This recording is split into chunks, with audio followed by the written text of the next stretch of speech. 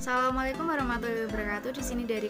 Di sini kami dari kelompok 2 akan mempresentasikan makalah yang berjudul Konsep Pengelolaan Surat dan Formulir. Yang pertama yaitu pengertian pengelolaan surat. Pengelolaan surat adalah suatu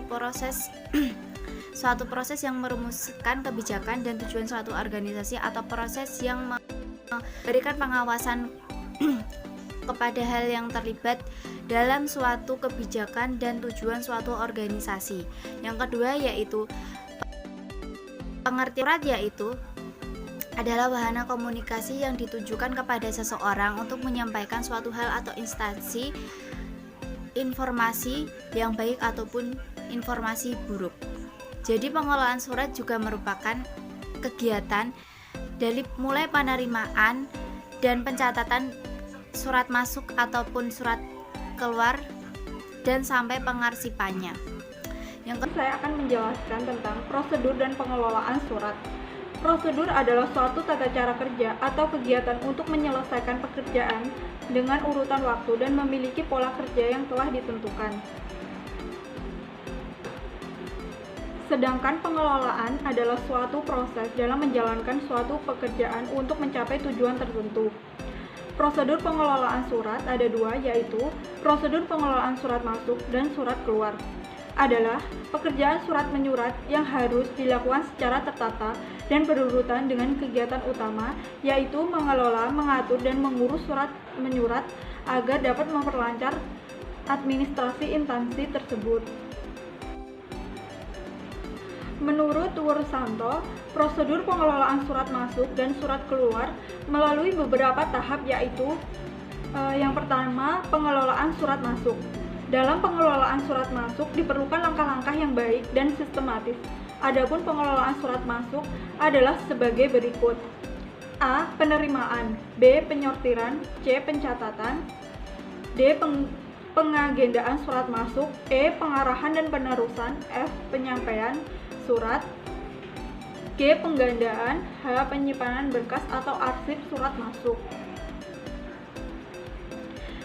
Yang kedua, pengelolaan surat keluar. Prosedur pengelolaan surat keluar yang baik hendaknya menggunakan langkah-langkah sebagai berikut: A. Pembuatan konsep surat, B. Pengetikan, C. Mengetik surat dalam bentuk akhir, D. Penandatanganan surat, E. Pencatatan, F. Pengiriman surat, G. Penyimpanan surat lembar. Peralatan dan perlengkapan surat. Yang pertama yaitu kartu kendali. Kartu kendali merupakan alat yang digunakan untuk menelusuri dan mengendalikan surat. Yang kedua yaitu lembaran disposisi. Lembaran disposisi merupakan lembaran yang menuliskan disposisi surat baik dari atasan ke bawahan maupun sebaliknya. Yang ketiga itu folder. Folder merupakan map yang tidak terdapat daun penutupnya. Dalam folder terdapat sesuatu yang menonjol di bagian atas, yaitu untuk menempatkan file yang bersangkutan. Yang keempat yaitu gauge atau pemisah. Gauge merupakan tempat penelusuran berkas-berkas itu disimpan serta pemisah dari folder satu dengan folder yang lain. Yang kelima yaitu tilker atau berkas pengingat.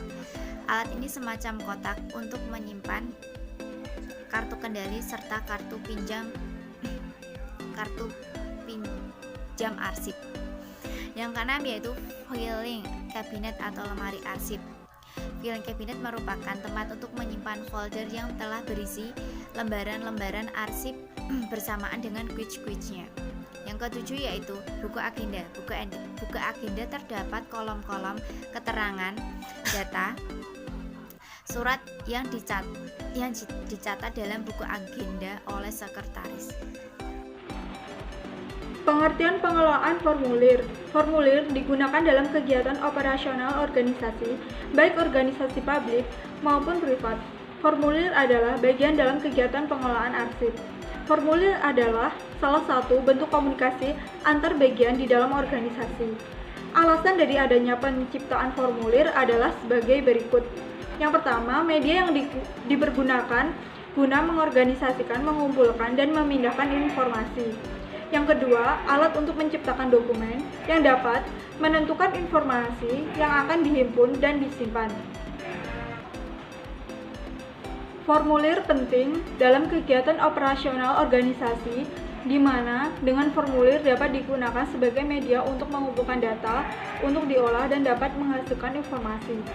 Dapat disimpulkan bahwa formulir merupakan sarana pencatatan data dan informasi dari kegiatan berorganisasi yang didesain sesuai dengan kebutuhan informasi, baik berupa tekstual maupun elektronik yang terstandar.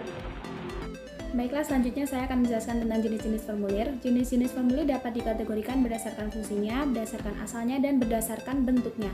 Yang pertama berdasarkan fungsinya, yaitu formulir tersebut dibuat dengan tujuan atau fungsi tertentu. Misalnya formulir pendaftaran mahasiswa baru, formulir penjualan, dan sebagainya. Yang kedua, berdasarkan asalnya, formulir terbagi menjadi dua, yaitu formulir intern dan formulir ekstern. Formulir intern adalah formulir yang dipergunakan di dalam lingkungan sebuah organisasi, misalnya formulir pengajuan cuti kerja. Sedangkan formulir ekstern digunakan untuk berhubungan dengan pihak-pihak eksternal atau pihak di luar organisasi, misalnya formulir tarik tunai. Yang ketiga, berdasarkan bentuknya, formulir digolongkan menjadi dua, yaitu single copy form dan multiple copy form. Single copy form digunakan apabila hanya salinan asli yang diperlukan dari formulir tersebut, sedangkan multiple copy form dalam pengisian formulir ini memerlukan satu kali mengisi.